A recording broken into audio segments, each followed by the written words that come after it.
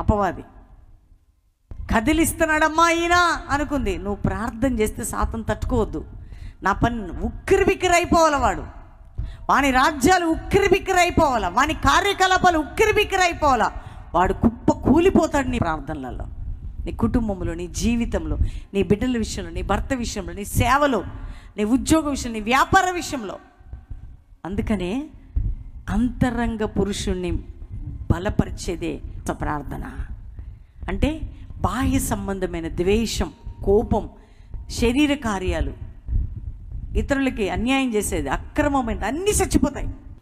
అందుకనే బాహ్య పురుషుడు కృషిస్తున్నాను, అంతరంగ పురుషుడు బలం పొందుతున్నాడు అంటానికి కారణం ఏంటంటే వాళ్ళు ఒకప్పుడులాగా లేరు. అపోస్తులు మారిపోతున్నారు.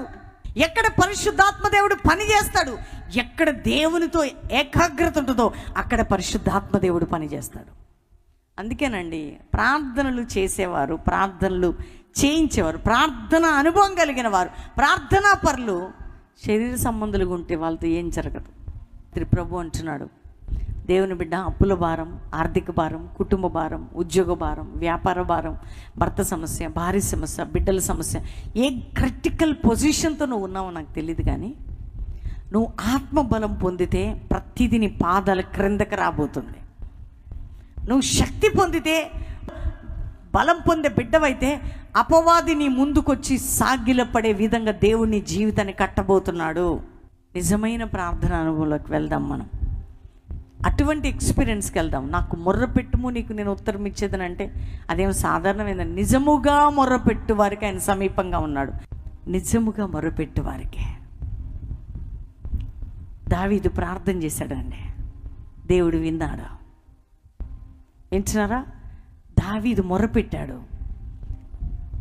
కాగా నా మొర ఆయన ఆలకించెను.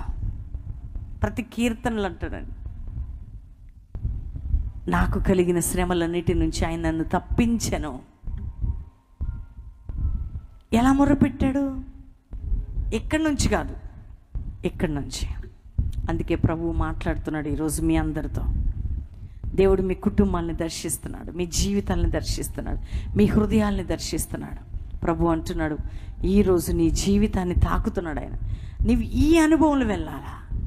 నీ ప్రార్థన తండ్రిని సంధించే విధంగా, యేసయ్యను ఆపే విధంగా, ఆయన సన్నిధికి వెళ్ళే విధంగా, ఆయన పాదాల దగ్గర నుండి జవాబు పొందుకునే విధంగా మన ప్రార్థన అనుభవంలో వెళ్ళినప్పుడు తప్పకుండా ఈ బైబిల్ గ్రంథంలో జరిగిన కార్యాలే జరగబోతున్నాయి. నా ప్రియ సహోదరి సహోదరుడా, పరిశుద్ధాత్మ దేవుడు మనలందరినీ సిద్ధపరుస్తున్నాడు ఈ ప్రేయర్స్ కోసం.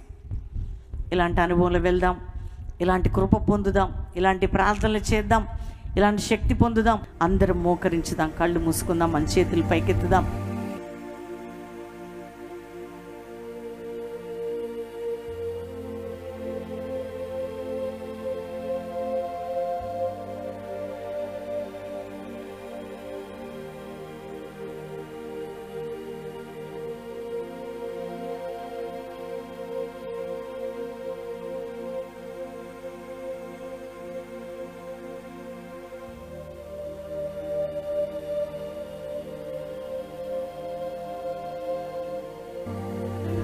దేవా, నన్ను ప్రిపేర్ చేయి ప్రభా, నన్ను సిద్ధపరచయ్యా.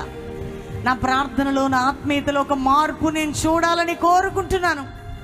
నీ కృప మెండుగా నాకు ఈ తండ్రి. మీ అందరి కోసం నేను ప్రార్థన చేయబోతున్నాను. తండ్రి నీకు స్తోత్రం. ఎంతమంది బిడ్డలు వారి ప్రార్థనలో సిద్ధపడ్డారు, ఆత్మీకంగా బలం పొందుతానికి సిద్ధంగా ఉన్నారు.